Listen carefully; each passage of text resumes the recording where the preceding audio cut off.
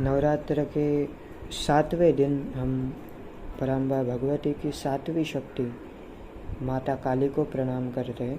माँ काली ने रक्तबीज नामक एक राक्षस का वध किया। इस राक्षस को वरदान था कि इसकी खून की बूंद ज़मीन पर गिरेगी तो उससे और एक नया रक्तबीज यानी और एक नया दैत्य पैदा हो जाएगा।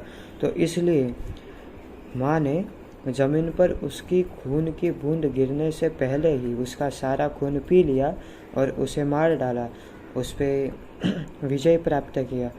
और राक्षस को मारने के बाद पराम्बा भगवती इतनी भयंकर और विनाशकारी हो गई कि आसपास के सभी लोगों को मारना शुरू कर दिया। फिर सभी मदद के लिए भगवान शिव के पास पहुँचे। फिर प्रार्थना करी उन्हें शांत करने के लिए, रोकने के लिए भगवान शिव को माँ के सामने लेटना पड़ा और गुस्से से फिर शिव जी पर अपना कदम रख दिया। अपने प्यारे पति को इस तरह देखकर उनकी जीभ उनके दांतों के बीच में आ गई। ये कालरात्रि, ये पराम्बा भगवती का जब हम स्वरूप देखते हैं कालरात्रि का, तो ये माँ की जीभ बाहर होती है, तो ये इसीलिए। और फिर अपराध बोध में अपना गुस्सा भूल गई और फिर शांत हो गई। ये 7वां दिन लोग हरा रंग पहनना उचित समझते हैं। हरा रंग परिवर्तन की शक्ति को दर्शाता है।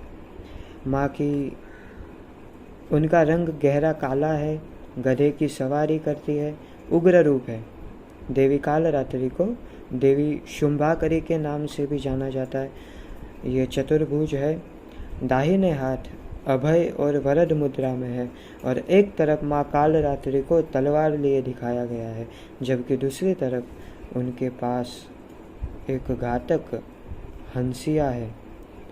तो इस प्रकार से, वैसे काल का अर्थ यानी समय और रात्रि का अर्थ यानी फिर रात, तो समय और मृत्यु का संहारक भी माना गया है। तो इस प्रकार से ये पराम्बा भगवती की कथा है। नारायण।